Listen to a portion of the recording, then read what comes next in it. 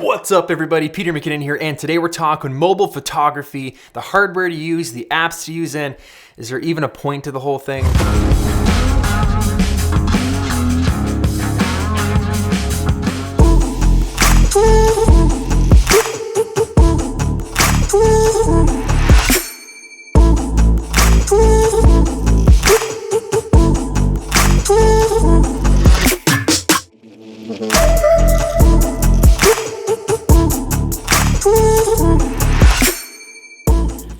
I didn't feel like making it this morning. That'll change this afternoon. What is up guys? Welcome back. Today we're talking a highly requested topic, which is taking photos with your phone. Several months back I made a video on some of the apps that I use and a few little techniques to get some good studio shots out of your mobile devices, but since then, I've been asked so many times, what's the best phone to use as far as cameras go? Is there any good third-party peripherals that I can attach to my phone? What's the best app for editing? And I'll tell you right now, it's all subjective. That's really a personal preference. There's some apps people love that I can't stand the icon on my phone. The icon itself is just, Snapchat's kind of like that for me. I just can't deal with that yellow ghost on my phone. Nope. But recently, a few companies have sent me a couple accessories that I've been messing around with when it comes to phone and phone photography or phoneography, or I can't believe this is even a thing. 2017. Whew, wow. However, I wanted to make a little video going over some of these new accessories, some of these techniques, and the app that I have most recently been using for all of the photography when it comes to my phone. First up, I want to talk about these crazy moment lenses. Now, I heard about these things months and months ago. I actually heard about this company years ago. I've never had a chance to use the products. A full disclosure, I kind of thought, like, when I first heard about them and saw them, I was like, I mean, how good could it really be? I was kind of thought to myself, well, I mean, like, what's the point? Like, the camera on my phone is the quality of the camera on my phone. Like, even if I attach a nice lens to it, the image sensor isn't changing. I'm not gonna get more megapixels or anything. The only thing I'm gonna do is maybe get some different options as far as focal lengths go. I was skeptical, to be honest. So Moment reached out a couple months ago and were like, hey, you wanna try out our new lenses? And I'm not being paid to say this. They're not sponsoring this at all. They did send me the lenses, just to no obligations whatsoever. So thanks for sending me those lenses, guys. And I gotta say, I was pretty impressed. Like, these are beefy quality lenses. Look at this. Look at the element on that thing. Like, how tasty is that? I just want to eat this lens. That's what I want to do. You can tell quality went into this product. You throw a specific case on your phone that has a little mount on it, and all you got to do, line up the two lines, twist, that lens is now on your phone. You've got an 18 mil, or you've got a super fish. They make a telephoto and a macro lens. I think for the individual that's like not sure if they want to get into DSLRs or mirrorless cameras or anything like that, but are like toying with the idea, this is a great kind of stepping stone for that. Now, at the same time, for the people that do own DSLRs and those types of cameras, I also think this is great. There's something to be said about just being able to leave the house like a normal human without having to carry your entire studio with you. Because let's be honest, photographers, cinematographers, we love our gear, and sometimes when you leave the house with it, you bring this lens, you bring that lens, you bring a backup body, you've got the drone, you've got the NDs and the polarized. It's just like, some days I just want to leave the house. And if I see something I want to take a photo of, bust out my phone. And if I happen to have this tiny little fisheye lens with me, I'll toss it on because I got the case on my phone already. Boom, there you go. Cool vantage, cool photo. See you later. Now, do I think phones will ever get to the point where they replace DSLRs? No, absolutely not. I think there's a time and place for everything when it comes to DSLRs, mirrorless cameras, actual video cameras. I don't think phones will ever really get there personally. If they do, well, I'll eat my own words. But as far as it goes right now, you spend so much money getting your phone into like a cinema rig with a follow focus and a microphone, and by the time you're done, just buy a camera. I mean, you're almost at the same price point you'd be with an entry-level DSLR or a mirrorless camera or something like that. So my recommendation is, if you are that passionate that you're gonna outfit your phone to be this like super expensive cinema rig, just buy an actual camera and then invest into that. It's gonna last you more long term. And if you just wanna go from hobby into actually making money, that's my recommendation. That's just my thoughts on it. You guys might feel differently, and that's totally fine. But as far as phone photography and like professional photos and cinematography and DPs and the business of that industry, I think they're still very much separate. So first things first, let's talk about these Moment lenses. They sent me an 18 mil and a Super Fish. It's not always about getting the best possible photo. It's not always about like National Geographic. Like sometimes we just want to take photos because we want to have a memory of whatever it is that's happening. Like maybe I'm just on the plane with Dennis on our way to Kenya and we throw on this Super Fish because it allows us to get photos in areas and confined areas that we otherwise wouldn't be able to without it. It's those kind of moments that these lenses come in handy. Moments, it's kind of ironic that I said that. It's the name of the company's. Anyway, a really great accessory that my friends at Aperture sent me, and again, they didn't pay me to say this or anything, they just sent me these because they're a bunch of cool guys. Look them up if you haven't. But this is called the M9. It's this tiny little LED light. Look at this, look how thin this is. This is like a credit card size thinness.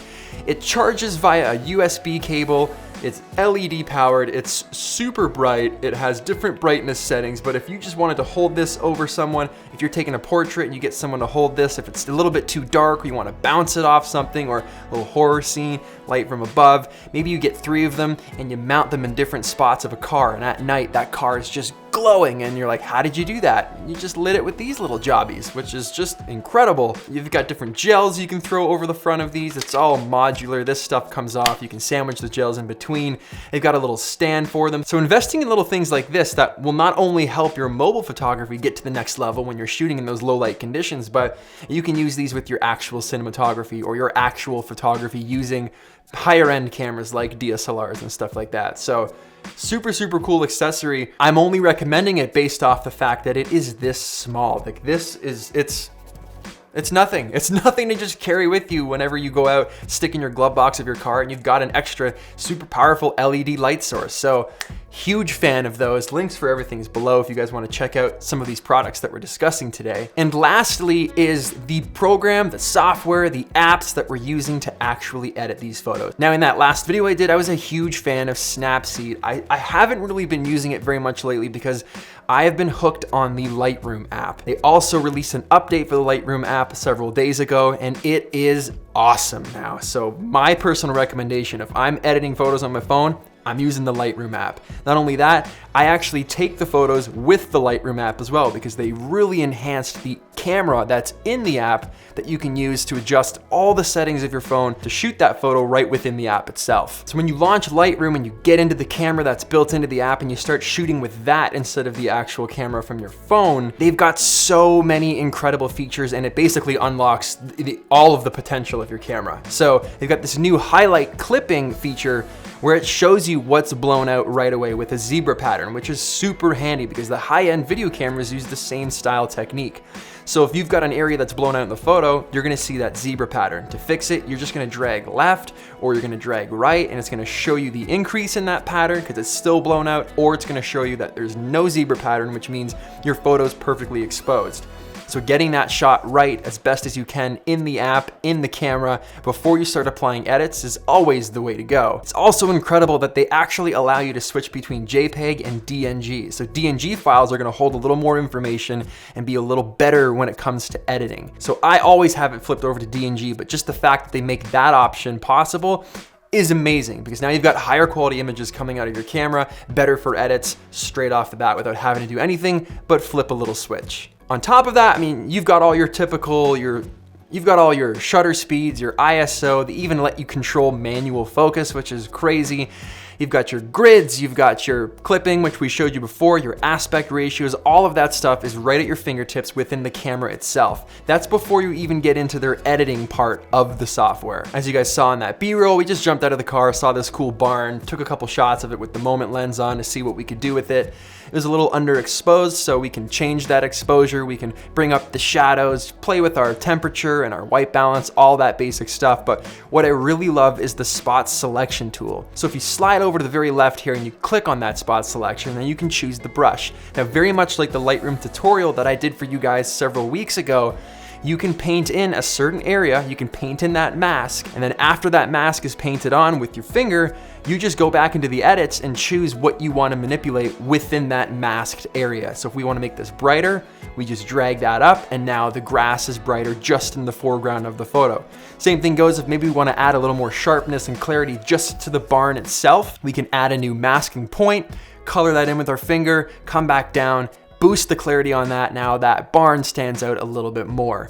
Same thing goes with the radial mask. Just like we were faking having lights on in different windows in that Lightroom tutorial, you can do the same thing on your phone, or you can just have a little bit of that radial bleed in from the right side, add a little bit more brightness, bring up those shadows, pump the greens. Just about everything you can do on your laptop with Lightroom, you can pretty much do on your phone on the fly. So we took that underexposed photo like this and edited it within like less than 5 minutes into something like this. Now we also used the curves adjustment so we could lift those blacks and drop the highlights and really tweak this photo to be exactly how we wanted it to look. And Lightroom has also added that haptic feedback so you can feel the different edits that you're doing when you're applying them. You can even use their pressure sensitivity, and if you press harder when you're painting masks over, it covers a larger area. They've really thought the whole thing out. The noise reduction is incredible. So if you're editing a photo and you're adding a little bit more green, but it's becoming a little bit noisy, now you can change the color noise to bring that down, as well as the overall noise.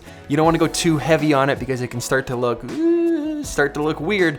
But all of that to say, this Lightroom app is amazing for not only capturing the images, editing them fully, and then saving them in a higher res capacity.